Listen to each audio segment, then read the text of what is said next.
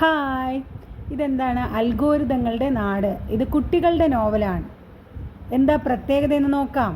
2024 കേന്ദ്ര ബാലസാഹിത്യ പുരസ്കാരം നേടിയ നോവലാണ് അൽഗോരിതങ്ങളുടെ നാട്. ഇത് രചിച്ചതാരാണ്? ഉണ്ണി അമ്മ അമ്പലം.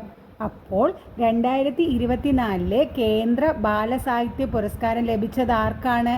ഉണ്ണി അമ്മ അമ്പലം. ഏത് നോവൽ? അൽഗോരിതങ്ങളുടെ നാട്. കേന്ദ്ര ബാലസാഹിത്യ പുരസ്കാരം ഉണ്ണി അമ്മ അമ്പലത്തിന്, യുവ പുരസ്കാരം ആർ ശ്യാംകൃഷ്ണന്. 2024 കേന്ദ്ര സാഹിത്യ അക്കാദമി പുരസ്കാരങ്ങൾ പ്രഖ്യാപിച്ചു. മലയാള വിഭാഗത്തിൽ ഉണ്ണി അമ്മ അമ്പലത്തിൻ്റെ അൽഗോരിതങ്ങളുടെ നാട് എന്ന നോവലിനാണ് കേന്ദ്ര ബാലസാഹിത്യ പുരസ്കാരം. 50,000 രൂപയും ഫലകവും അടങ്ങുന്നതാണ് അവാർഡ്. യുവ പുരസ്കാരത്തിന് ആർ ശ്യാംകൃഷ്ണൻ അർഹനായി. മീശക്കള്ളൻ എന്ന ചെറുകഥാ സമാഹാരത്തിനാണ് ശ്യാംകൃഷ്ണന് പുരസ്കാരം.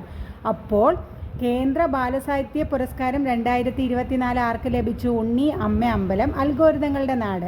അതേപോലെ തന്നെ മറ്റൊരു പുരസ്കാരവും മലയാളിക്കാണ് ലഭിച്ചത്, യുവ പുരസ്കാരം. അത് ആർക്കാണ് ലഭിച്ചത്? ആർ ശ്യാംകൃഷ്ണന്. ഏത് ചെറുകഥാ സമാഹാരം? മീശക്കള്ളൻ. അപ്പോൾ മീശക്കള്ളൻ എന്ന ചെറുകഥാ സമാഹാരം എഴുതിയതാരാണ്? ശ്യാംകൃഷ്ണൻ. അദ്ദേഹത്തിന് 2024 കേന്ദ്ര സാഹിത്യ യുവ പുരസ്കാരം ലഭിച്ചു.